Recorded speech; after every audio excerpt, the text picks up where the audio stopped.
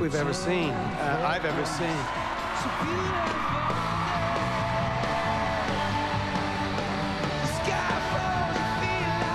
You know, playing the Grammys, I mean, the Grammys is like, that's like the big cheese, you know.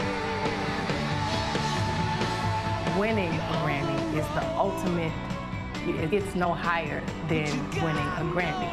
And it's the ultimate dream for every artist.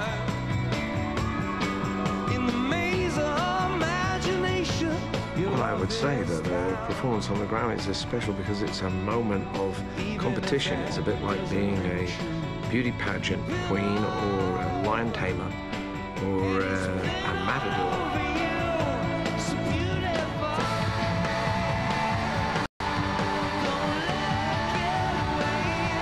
You can't plan for those things. They just happen, and that's the, you know, that's the thing about the Grammys.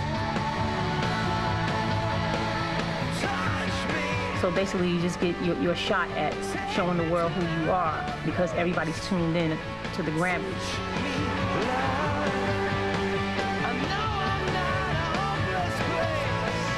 For this one, you really see everybody come out looking their best and trying to shine as bright as they can. When you're at the Grammys and you start to get a sense of the real history of American music, it is a humbling experience, and every year I go there, I'm sort of exposed to somebody else and get to see them up close and what they're about. But what's extraordinary to me about the Grammys is that they put people like Past Staples on primetime TV. Artists that are left to their niche are brought into the middle of the stadium, given a baseball bat, a ball, and offered the chance to knock it out of the park. Tonight, the Recording Academy presents My Night at the Grammys, a journey through 50 years of Grammy's greatest moments with your hosts, Faith Hill, Alicia Keys, and Melissa Etheridge. Over 800 performances, over 4,000 musicians, and more than 7,500 Grammys presented since the first televised Grammy show aired. That was the forerunner of the modern Grammy Awards show, which began its life in 1971 and has truly become music's biggest night. So, to celebrate our 50th anniversary, over the past months, a blue ribbon panel of recording industry professionals selected 50 of those performances to be voted on by music fans to choose their all-time favorite Grammy moments. Tonight, we have the results, and what an amazing group of performances they are.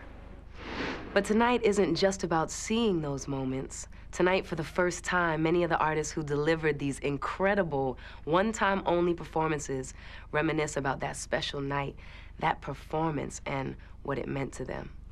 And we'll also go back to relive some other amazing moments at the Grammys. We start out with a moment from the 1998 show that people are still talking about nearly 10 years later. It was quite simply the wildest ride the Grammys had ever seen. Soy Bomb danced while Dylan sang. Old Dirty Bastard took a Grammy out of Sean Colvin's hands.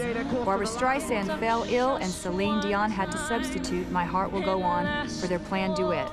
But all of that was simply an appetizer to what became one of the most talked about Grammy substitution plays of all time. It started earlier that afternoon when the late Luciano Pavarotti came to rehearse his signature song, Nessun Dorma, and told producers that he was going to take it easy for a rehearsal to save himself for the performance that counted. Not unusual and no problem, thought the Grammy folks.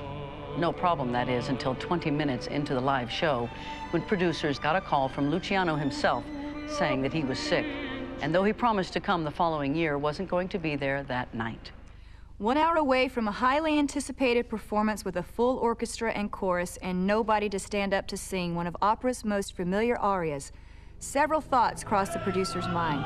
But then they remembered that another artist had performed that exact aria 2 nights earlier for Music Care's charity benefit. Some incredibly fast talking, some dressing room rehearsals with Pavarotti's conductor, and an audio tape of the afternoon's rehearsal.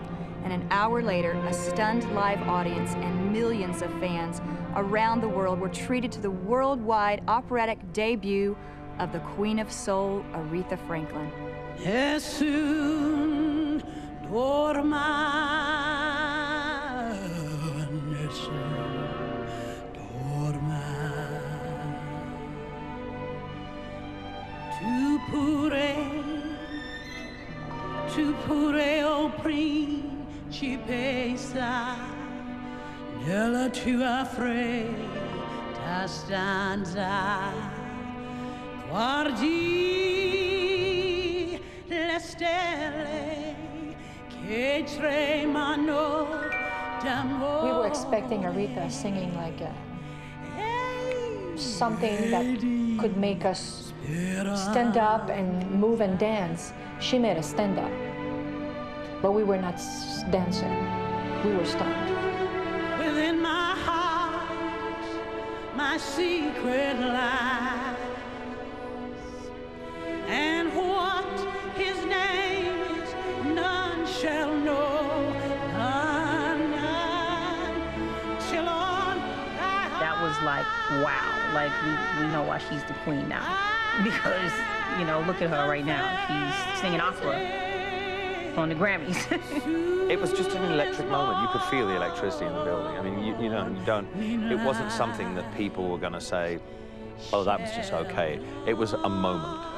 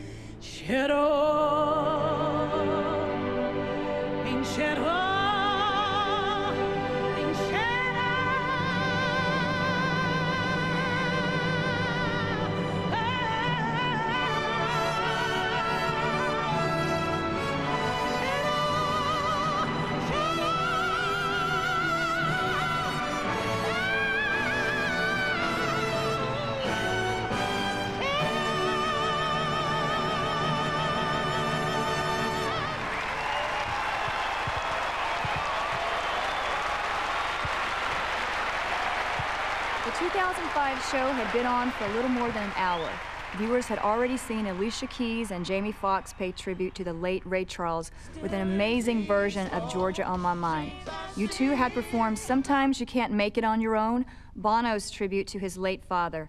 And Kanye West had lit up the Grammy stage with the memorable Jesus Walks. In other words, the Grammys were doing what they do best, putting great performers on stage to do what they do best, to move people through music. What came next was so unexpected that the live audience at Staples Center wasn't really sure what to do. So after a stunned silence, they did what they do best. Let Melissa and her duet partner Joss Stone know how much they had been moved.